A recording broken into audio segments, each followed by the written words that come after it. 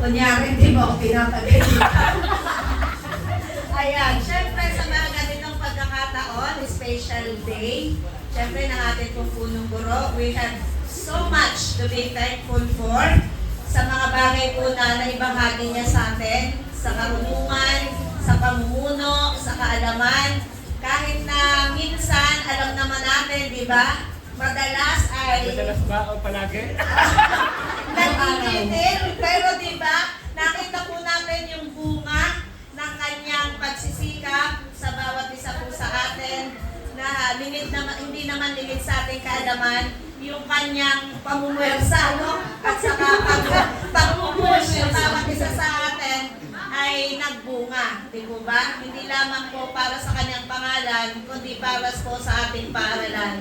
Sa yung natatanging karawan, sir, marami pang taon at mahabang buhay ang may pagkaloob para makapag-servisyo. Sabi mo nga, sir, ayaw mo nang umikot sa tropical lang. Ayan, pero i-grant ng Lord kung ano po ang desire ng iyong puso. Happy birthday, sir.